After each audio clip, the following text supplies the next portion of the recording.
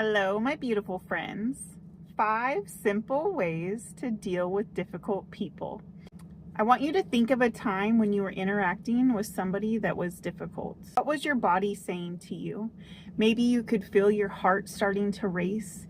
Maybe you could feel your whole body was physically overheating. Maybe your palms were starting to get sweaty. Our bodies can so often tell us when something is off. I've had this happen when I walk into a house, or if I walk up to somebody and the energy just seems off, right? Or when you're first meeting somebody, you can just tell usually from the interaction whether it's somebody that you're going to be able to get along with or not. And our bodies are just meant to tell us these kind of things, right? It can feel when something is off or when something doesn't feel right. And that, my friends, is our nervous system. We all know that stress can kill our body slowly but surely. And what do difficult people cause? Stress, right? So we need to figure out how to navigate difficult people and being in those stressful situations. Are those difficult people worth being around? And if we have to be around them, how can we navigate that and make sure that we are avoiding the stress, right? Because we don't need all of that stress on our body, right? So we need to figure out how can we be around difficult people and not let it be affecting us. I've even had this happen when I continuously can be around the same friend of a friend or somebody in my family, and my nervous system is basically just screaming at me that this person is not safe or this person is really difficult, right? It sends my body, my nervous system, into fight or flight. So my body is telling me that it's not for you, right? Like that's what I mean by your nervous system is literally screaming at you. And so we already know that we cannot control anybody, right? We cannot make anybody change. So what can we do when we're interacting with difficult people? Number 1, take a deep breath. I know, something so simple, right? But when we take that deep breath, we are telling our nervous systems that we are okay. When our fight or flight first takes off, it doesn't know if we're dealing with a difficult person or if we're running from a bear, right? And if we took the time to take that deep breath, do you think that we're actually really running from a bear? No, our body is gonna know, right, that we're not actually running from that bear and we're okay. So if our fight or flight responds, it gets set off. Take a deep breath and it's gonna let your nervous system know that you are okay. Number 2, count to 10. If somebody says something really rude to you, I want you to stay silent for 10 whole seconds. And that's gonna have to make them sit in an uncomfortable quiet and sit there and think of their own thoughts of what they just said for 10 whole seconds. And it's gonna be uncomfortable for them, but it's also gonna give you 10 seconds to pause, reflect, and think about how you really want to respond to this person. Number 3, using we and I statements correctly. So I want you in the middle of an argument or dealing with a difficult person, I want you to use the word we, so I can see we are having a really hard time getting anywhere in this conversation. Or you could say, I am feeling extremely frustrated, ... because, right? So that takes all defensiveness away. You're not pushing any blame on the person. You're letting them know when you say I, exactly how it's making you feel. And then if you say we, when you're talking about the scenario, you're not just saying like you, right? You're not putting the blame on them, but you're saying we. We are having a really hard time communicating about this.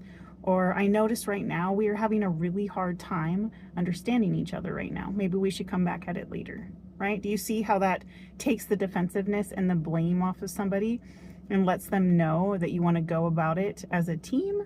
And you're just being honest about how it's making you feel, and you can come back around to it. Number 4, positive reinforcement.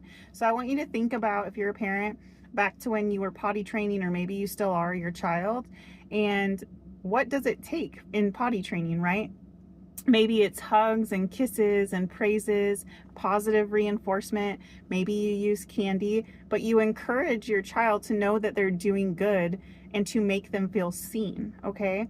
So positive reinforcement can go so far. It builds trust. So it's the same thing. I'll give a scenario of like my husband and I. When we get into an argument, it can escalate very quickly because he can get upset very quickly. And we have learned to work on this. I cannot deal with somebody getting really irritated very quickly. It stems, back to my childhood trauma. It triggers me.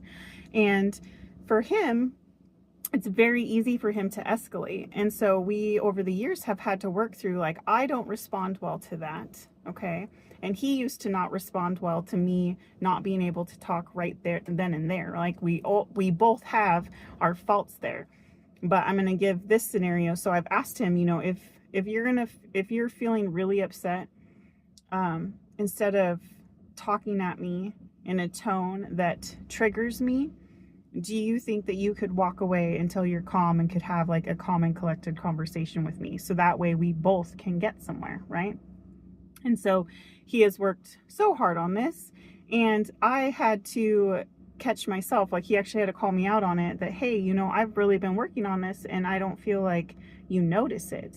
And I had to take a step back and be like, holy cow, you're right, So I want to come at it from both angles. So when he was working on that and he would come back upstairs after he was calm and collected and wanted to have that conversation, I needed to meet him with a hug and maybe a kiss and say, thank you so much, right? Acknowledging the work that he's putting in of taking the time to get cool and collected. Okay, so I needed to acknowledge that.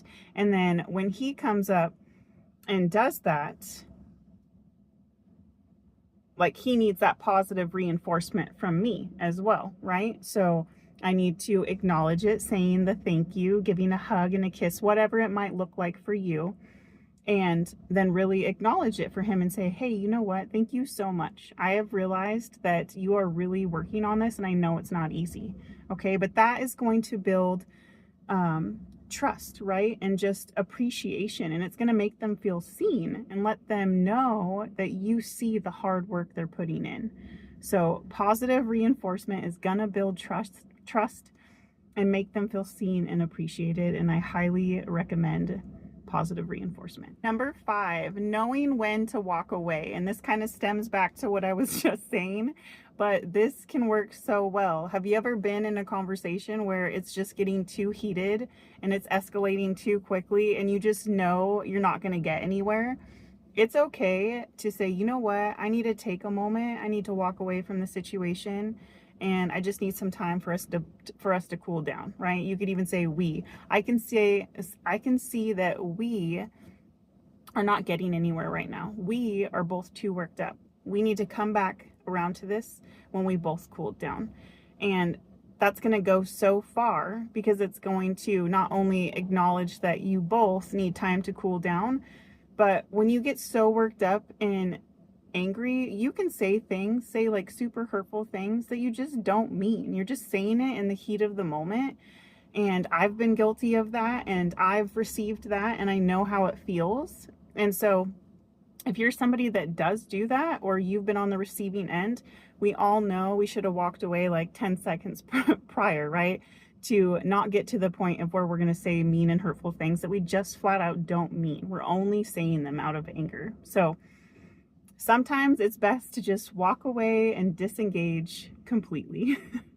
So these are 5 things. I know there's way more, but these are 5 simple ways that you can really deal with difficult people and difficult situations. And I would love to know if you do any of these already, or if you think there's one that stands out to you that would work really well. But I just wanted to share some of these. I already do them. And I was like, what are 5 top ways that, you can deal with somebody difficult? Because I think it's an important thing to practice, right? There's difficult people all around us that we have to deal with every day. Maybe it's somebody at work, maybe it's somebody in your family, maybe it's your spouse, who knows, right? Or your child.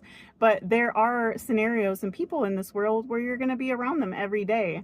And it's best to just kind of figure out how to navigate around somebody difficult and not let it affect you, right? Because at the end of the day, being around somebody difficult, if you're letting it affect you, it's going to cause stress in your body. And what does stress do to us? It shortens our lifespan. Truly. It's sad to hear it that way, but it really does. Stress kills us slowly. So we need to figure out how, one, to deal with difficult people, but then also protect ourselves as well from the stress, right? So I hope you found this helpful. I just want you to know you're so strong, you're so beautiful, you are so talented, and keep growing and keep going. And I'm sending you so much love and light. Mwah.